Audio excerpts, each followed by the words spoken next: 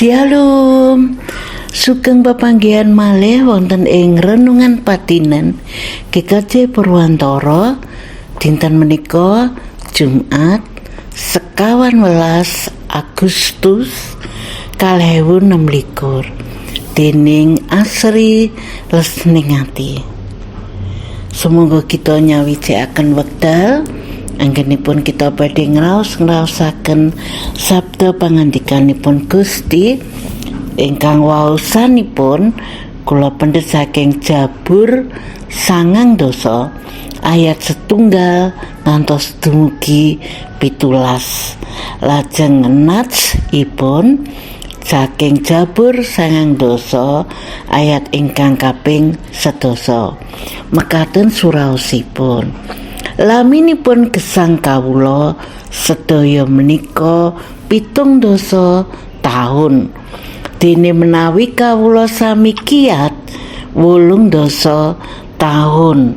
Saha ingkang dipun gunggungaken menika anggenipun nandhang rekaos lan sangsara amargi lampahipun rikat sanget saha kawula sami kabur sirna.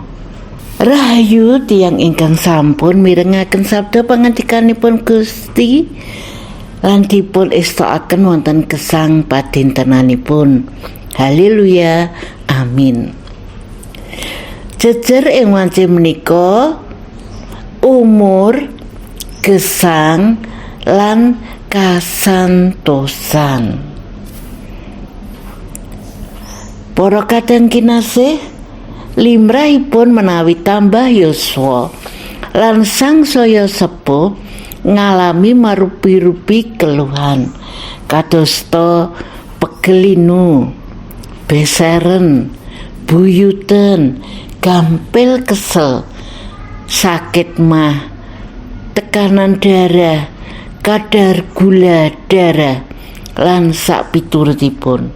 Mila ing mangsa mekaten kita kepengin tansah sehat lan kiat badanipun. Para kadang kinasih, pangandika ing kitab Jabur menika ngata kita bilih umur, gesang lan kasantosan sumbering saking Gusti Allah.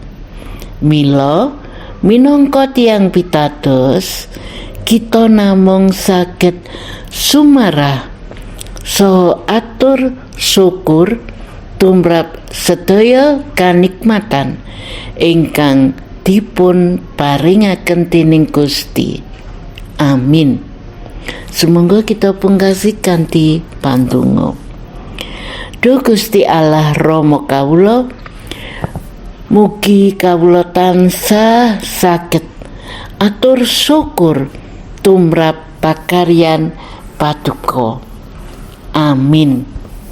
Mekaten renungan patinan ing wanci menika sugeng makarya Gusti berkahi. Aku tan ngerti mangkoni